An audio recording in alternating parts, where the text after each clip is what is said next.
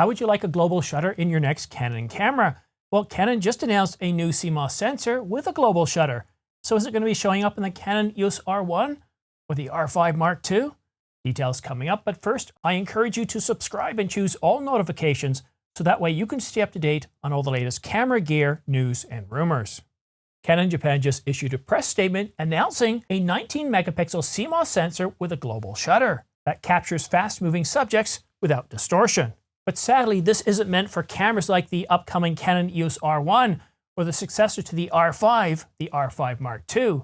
Instead, it's designed for industrial and surveillance applications requiring high sensitivity, high image quality, and high speed. And in terms of high speed, we're looking at 58 frames per second at a resolution that's higher than 4K video. So it's got that fast readout speed capable of 58 frames per second. So a global shutter, it could be available in a stills hybrid camera, or could it? No, I don't think so. Now, previously, rumors for the Canon EOS R1 said that it was going to have a global shutter, but I don't believe that was validated in any way, and that was, well, a good 3 years ago. All the latest rumors are showing that Canon can easily provide us with high-speed readout, process an awful lot of data in the gigabits per second without having to go to a global shutter. Just looking at the speed of the Digic-X image processor with the R5, the R6, the R7, the R10, and even the R3. And if Canon adopts BSI stacked sensors like they did in the R3, well, where's the need to have a global shutter? See, it's all about taking all that data from the sensor, moving it through the image processor, and then onto storage. And with the speed increases we're seeing from BSI stacked sensors, or just BSI sensors, or even just Canon standard sensors with the Digic-X image processor, I mean, look at the R5. It's capable of doing 8K RAW at 30 frames per second with 325 megabytes per second, and the global shutter is very minimal. It's certainly not at a point where anybody doing Hollywood motion pictures would go, oh, that rolling shutter, yeah, we're gonna have to rule that camera out.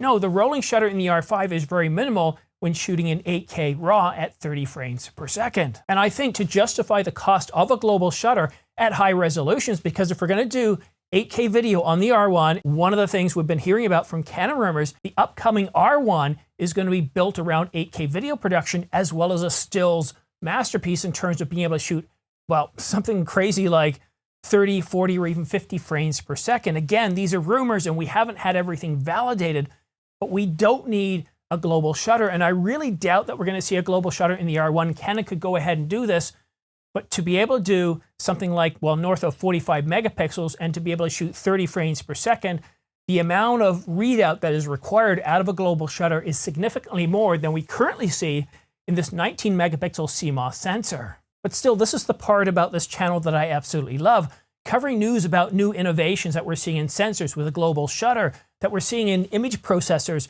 And right now, with the Canon cameras that we have, we only have, well, I don't recall a single camera that has dual Digic-X image processors. And yes, previous cameras have had dual sensors from the 1 series to even some cameras shooting APS-C.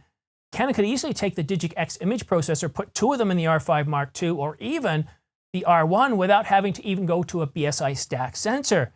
But go to a BSI stack sensor and dual image processors, and well, we're going to have so much more throughput that I don't really think that a global shutter is absolutely required, and I think some of the limitations of a global shutter could negate some of the benefits. So as far as things are going right now, as far as all the latest rumors are pointing out, and plus my own forecast, I don't see the Canon EOS R1, the Canon EOS R5 Mark II, or any other Canon camera due to be out in 2023 or even 2024 to have a global shutter.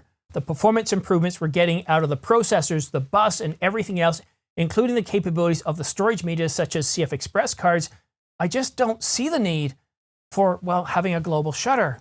But what do you think? Am I nuts? Am I completely ignorant here? Am I overlooking some key points that a global shutter would really help in some niche areas?